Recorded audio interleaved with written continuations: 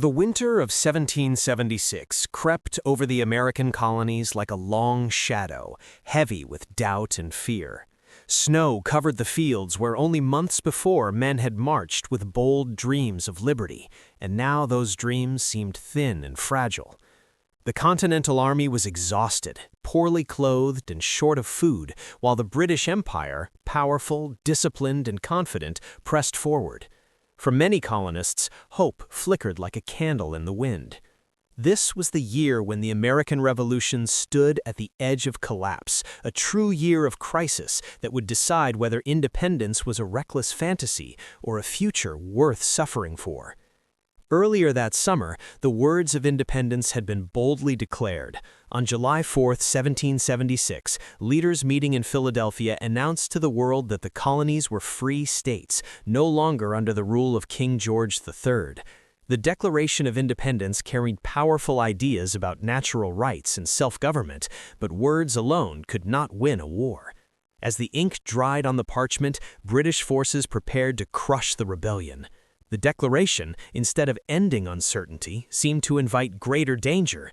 The revolutionaries had crossed a line, and there was no turning back. By late August, disaster struck. British troops defeated George Washington's army at the Battle of Long Island, forcing a retreat that nearly destroyed the Continental Army. Soldiers fled through rain and darkness, many without shoes, their feet leaving bloody prints in the mud. Washington himself rode among them, trying to hold the army together as British warships filled New York Harbor.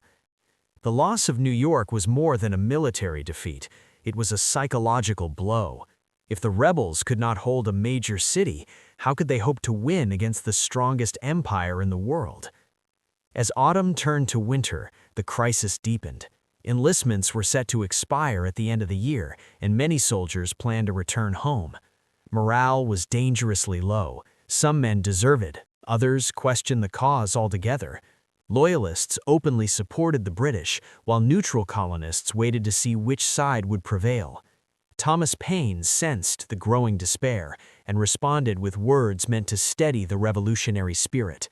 In December 1776, he published The American Crisis, opening with the famous line, "These are the times that try men's souls." His message reminded Americans that true commitment is tested not in moments of comfort, but in times of suffering. Washington understood that the revolution needed more than speeches. It needed a victory. On Christmas night, with snow falling and ice choking the Delaware River, he made a daring decision. The army crossed the river in small boats, battling freezing winds and exhaustion. Many soldiers wrapped rags around their feet for warmth. Some collapsed along the way. Yet they marched on, driven by desperation and belief. At dawn on December 26th, they surprised the Hessian troops stationed at Trenton. The victory was small in scale, but enormous in meaning. For the first time in months, the Americans had struck back. The triumph at Trenton, followed by another success at Princeton, revived the revolution. Soldiers re-enlisted, confidence returned, and the belief that the British could be beaten no longer seemed foolish. These victories did not end the war, but they changed its direction. They proved that the Continental Army could endure hardship and still fight with courage and intelligence.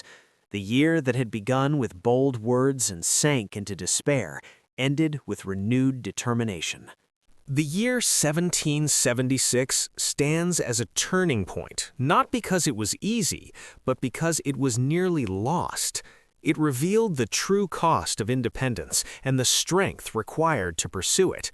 The American Revolution survived its darkest hour because ordinary men and women refused to surrender their hope.